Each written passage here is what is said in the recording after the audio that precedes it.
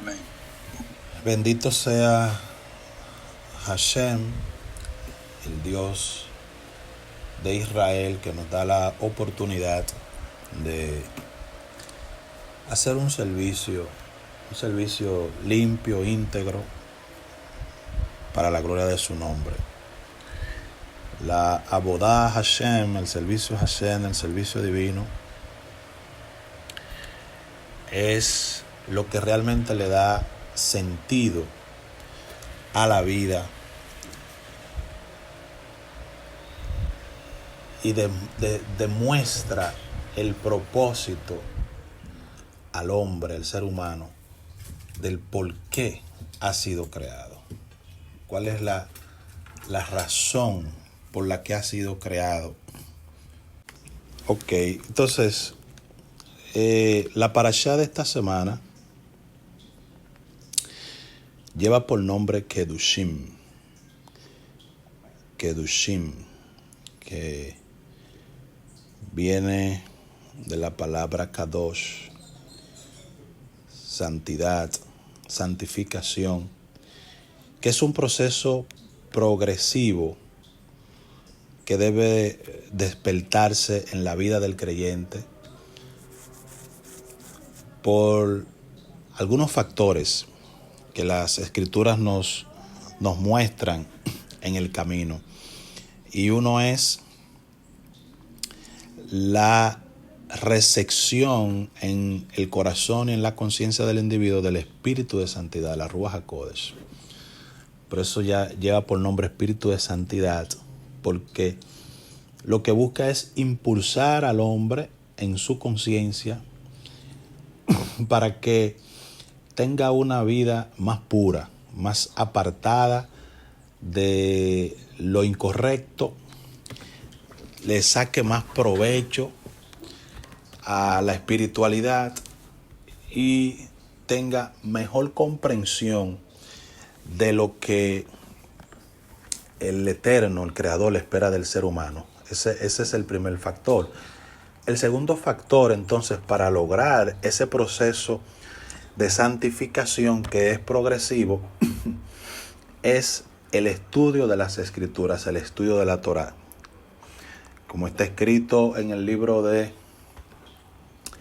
el Evangelio de Juan, santifícalos en tu verdad, tu palabra es la verdad. Entonces, ese proceso de santificación, que es progresivo, es de manera progresiva, se da sistemáticamente,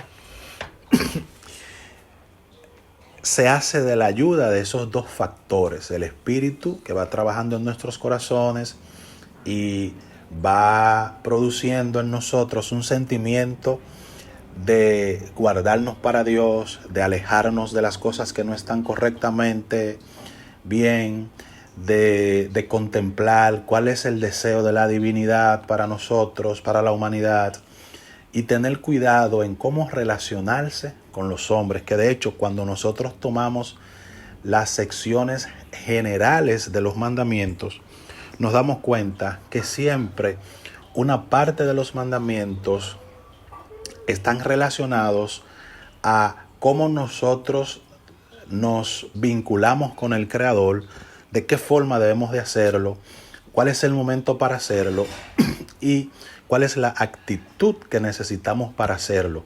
Y por otro lado, la otra sección de la Torá, de los mandamientos, siempre nos indica cómo tenemos que relacionarnos con nuestros semejantes, con nuestros prójimos, con todo el mundo que nos rodea. Por eso el más grande y principal de todos los mandamientos, denominado el Shema, el escucha a Israel, establece ese principio como un fundamento para la observancia. Dice: Shema Israel, Adonai Eloheinu, Adonai Echad, Ve'ata et Adonai Eloheja, amarás a tu Dios. Y luego termina diciendo: amarás a tu prójimo como a ti mismo. Beafta la reja camoja.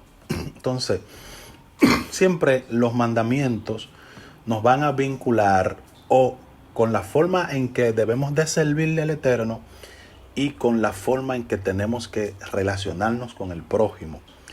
Ese camino que se va cultivando con el paso del tiempo, de manera progresiva, de manera consciente y, ¿por qué no?, en momentos con caídas y levantándonos, aprendiendo de ellas.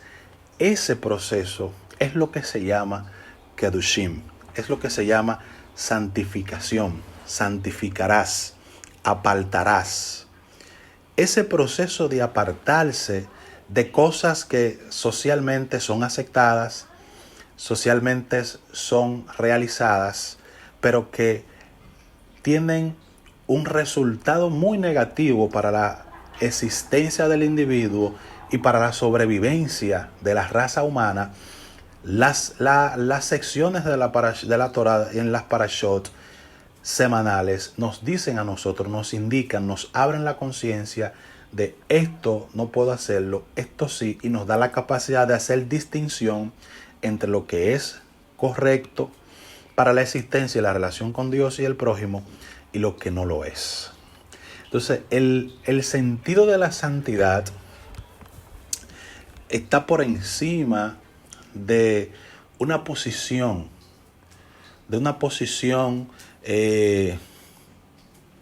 ornamental.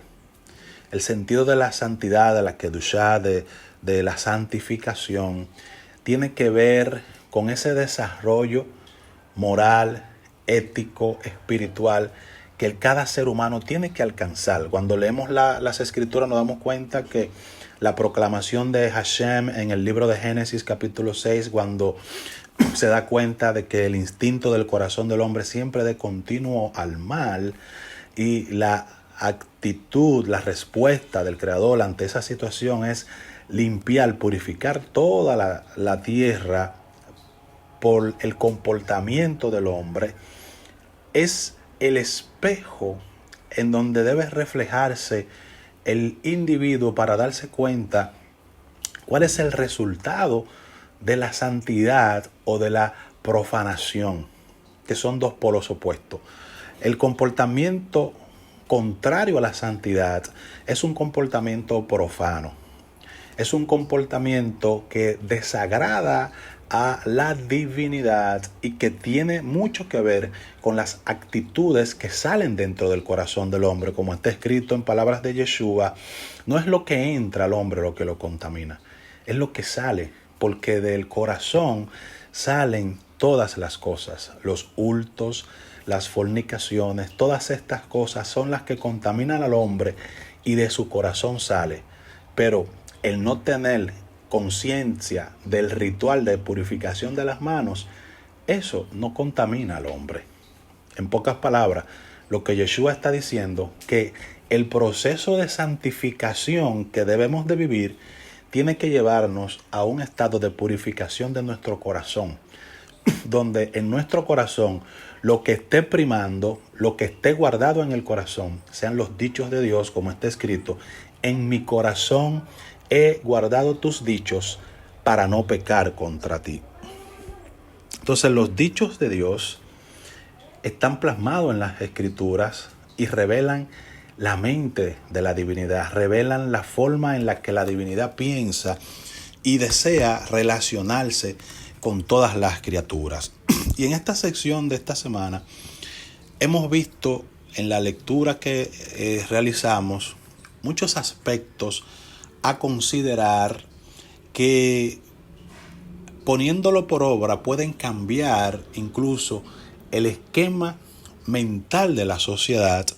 Pero queremos hoy puntualizar un punto importantísimo que hoy en día lo vemos en nuestra sociedad y se ha incluso normalizado, que es el robo. La Torá en la porción de hoy nos establece en el capítulo 19 de Levíticos, verso 11, la prohibición de robar dineros o bienes que pertenecen a otra persona. Cuando una persona decide apropiarse de los bienes de otra persona, de algo que le pertenece a otra persona, sin el permiso de esa otra persona, le está robando y está haciéndole un daño a la persona. Y quiero puntualizar esto porque hay que entender cómo la Torá se traza a ella misma. Fíjense que robar quizás no es nuevo para la gente en el estudio de las escrituras, porque dice, en los 10 mandamientos se habla de robar.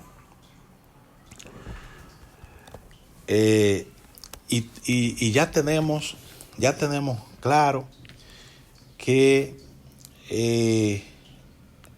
no se puede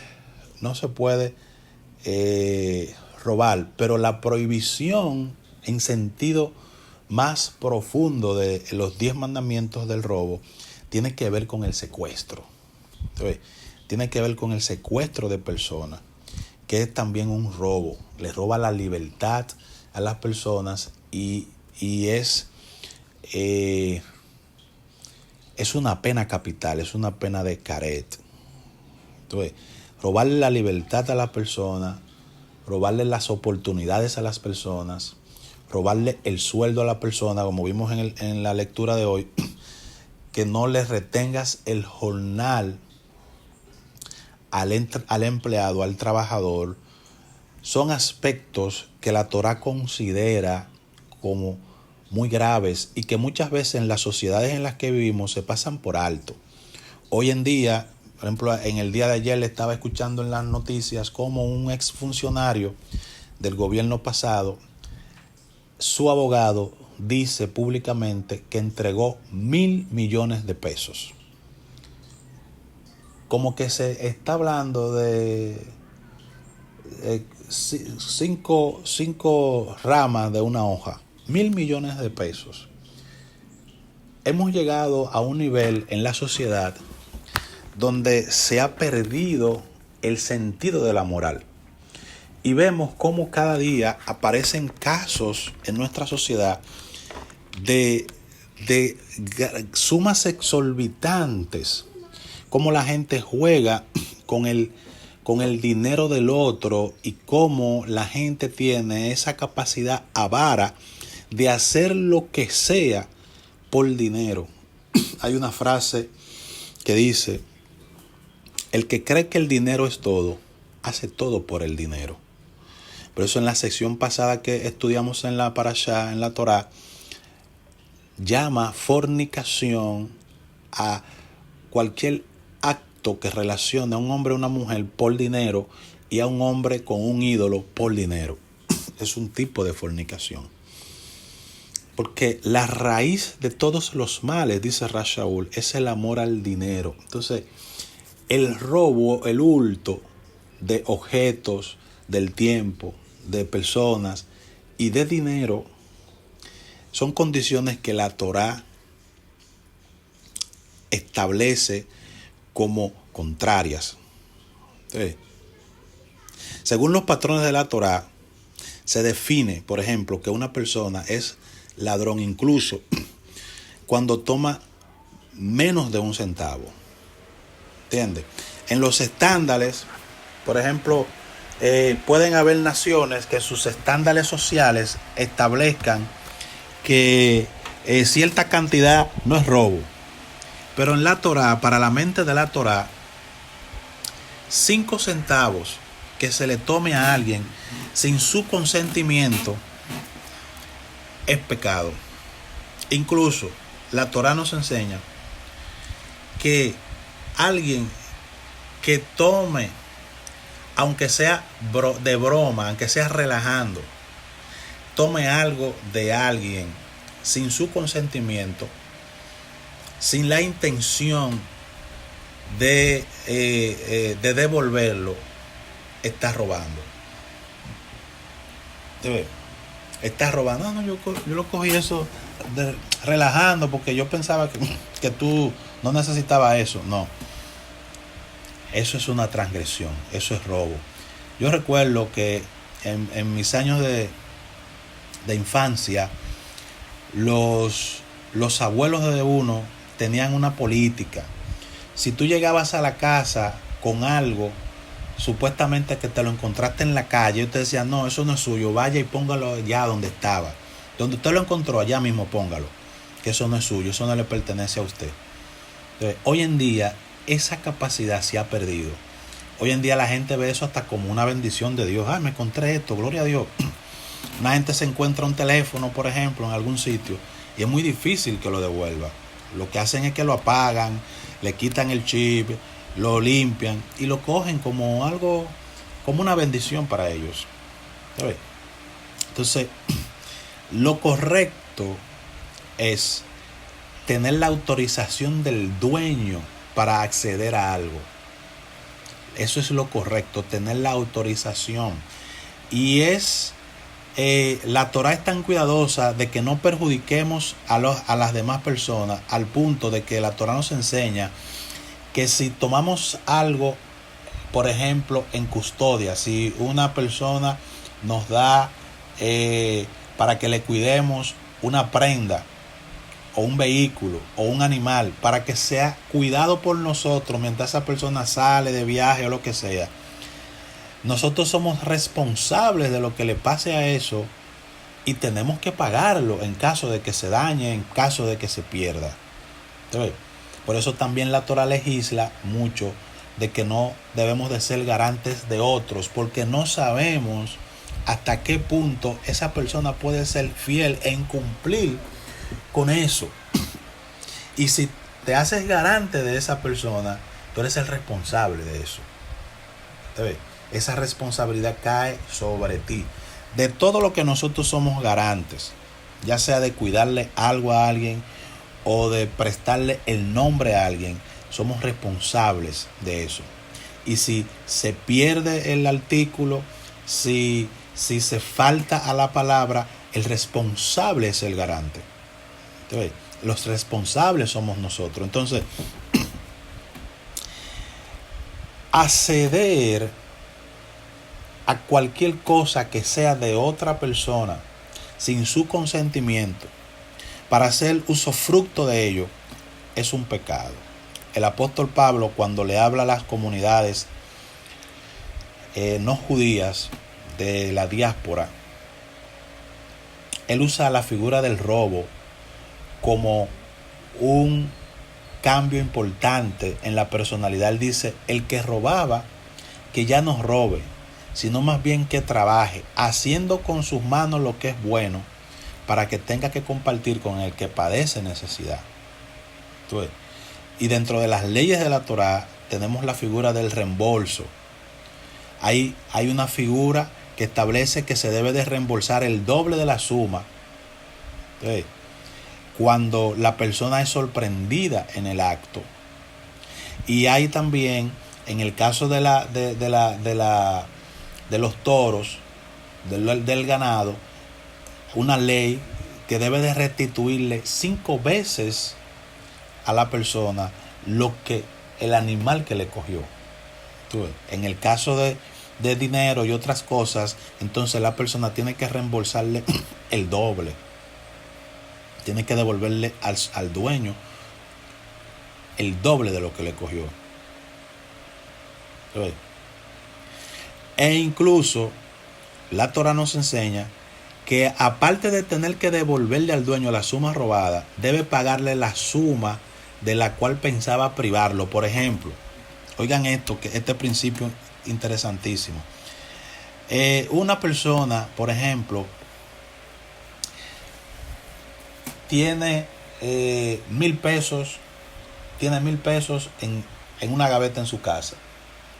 Tiene un amigo de confianza que siempre va a su casa, etcétera, y el amigo de confianza piensa robarse los 1,000 pesos.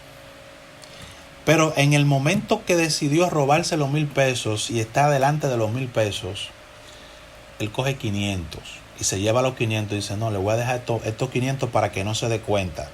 Que hay ladrones que piensan así. Entonces, ¿qué sucede? Sucede lo siguiente, muy interesante.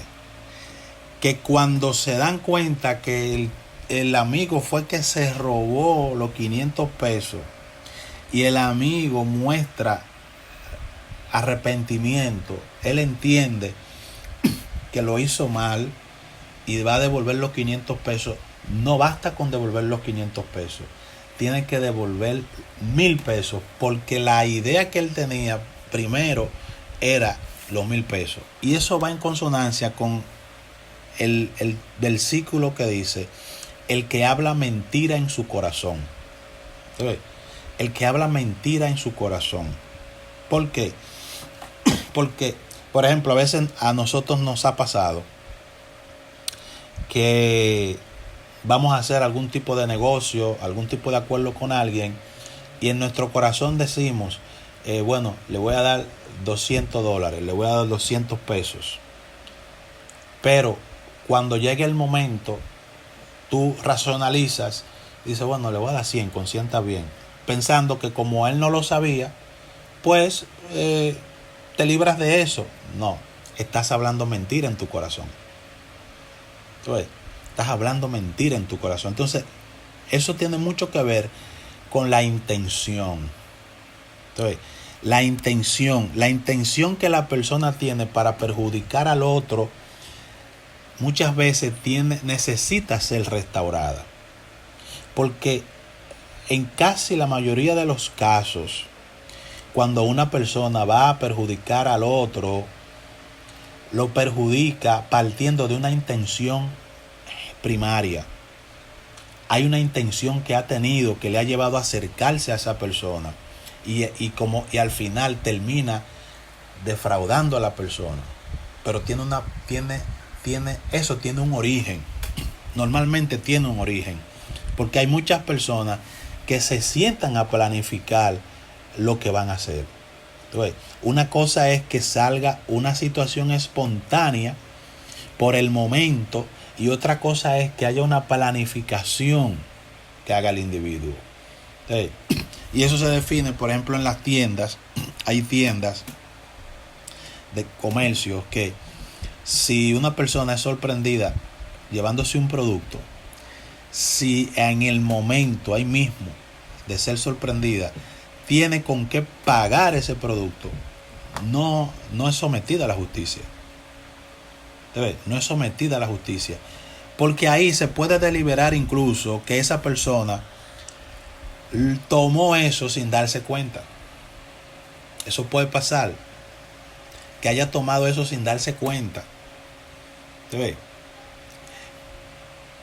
Pero si tiene dinero ahí con el que se pueda pagar el costo de ese producto, no es sometido a la justicia. Entonces, la Torá nos hace ese planteamiento. La Torá nos dice, si tú vas a devolver lo que defraudaste, pero pensaste defraudarlo con una suma mayor, tienes que pagar la suma que pensabas defraudar.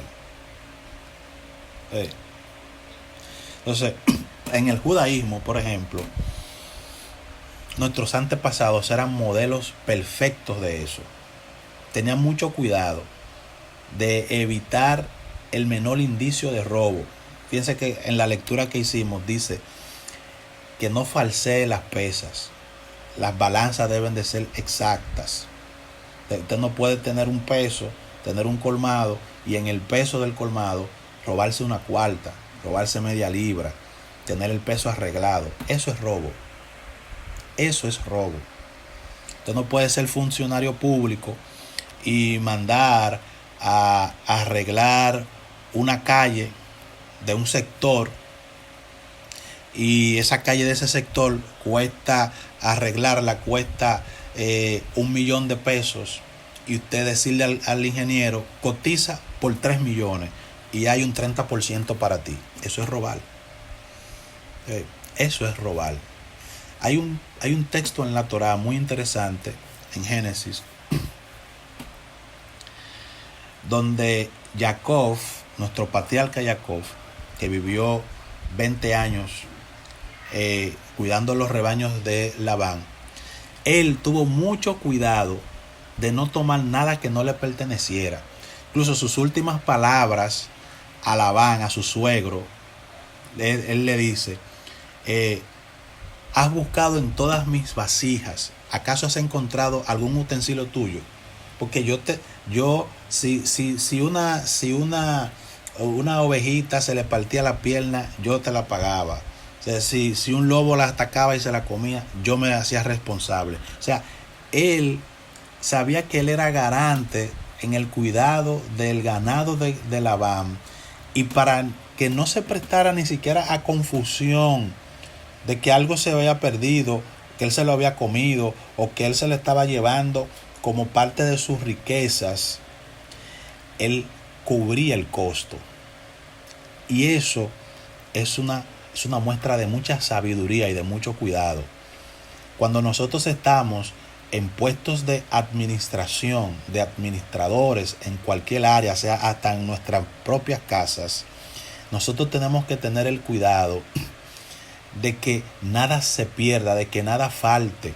Y si algo falta que no debió de faltar, aunque no haya sido por negligencia nuestra o por apropiarnos de eso, debemos de tener la consideración de cubrir eso, para que no se preste a confusión, porque la apariencia de pecado es pecado. Eso es muy interesante, ¿entiendes? Eso es muy interesante.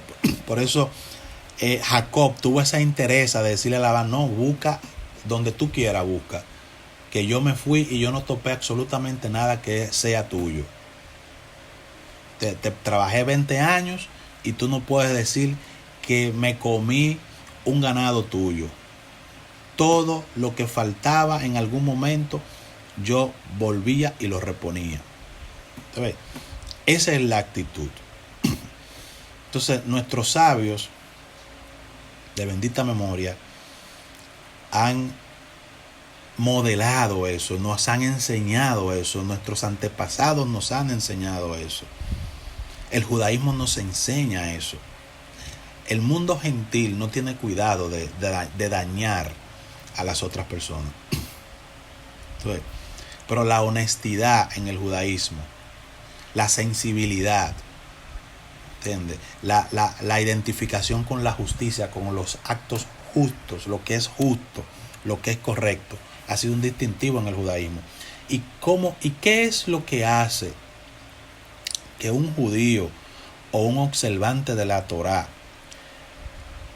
tenga cuidado cuando está delante de los bienes de alguien, cuando está administrando? Tenemos el ejemplo de José en Egipto, que fue convertido en el administrador de todos los bienes de Egipto, y nadie pudo nunca señalarlo de que algo faltó. E incluso vemos el ejemplo de cuando sus hermanos vienen, él, para probar el corazón de sus hermanos, pone una de las copas que él utilizaba en la bolsa de uno de sus hermanos y lo manda a buscar, y ellos mismos dicen, no, nosotros nunca hemos hecho tal cosa. Tenían el ejemplo de su papá Jacob. Pero ¿qué le hizo a ellos y qué le hace a el mundo judío ser honesto en cuanto a los bienes de su prójimo? La Torá, la observancia de la Torá, y conocer las consecuencias que vienen sobre una persona que roba, sobre una persona que le hace un daño al otro tomando sus bienes sin su consentimiento. Tomando sus bienes sin su consentimiento. Uno no puede decir, él no usa eso, me lo puedo llevar. No, usted tiene que pedírselo. Tiene que pedírselo, tiene que esperar que se lo autorice. Tiene que esperar que le diga que sí. Entonces, no puede asumir usted mismo la respuesta que le va a dar el otro, porque eso se ve como una forma de perjudicar al prójimo. Entonces, con esto nosotros podemos ver una vez más el enfoque de la Torá, el enfoque de la ley, de que amemos al otro, de que cuidemos al otro. El amor, señores, no es un sentimiento que se siente de que en el vientre. El amor es un acto de acción que nosotros decidimos no perjudicar al otro. Y eso está basado en que a nosotros no nos gusta, no nos agrada, nos duele ser perjudicados. Por eso dice, ama a tu prójimo como a ti mismo. Porque voy a partir del sentimiento, del dolor que me puede ocasionar a mí si me hacen algo. Entonces, como no me gusta que me hagan eso, yo no se lo hago a los demás tampoco. Eso es amar al prójimo como a uno mismo. Y eso solo lo aprendemos cuando estudiamos los mandamientos de la Torá, que nos ayuda a cultivar una relación interpersonal con las demás personas, con los demás individuos, de manera saludable.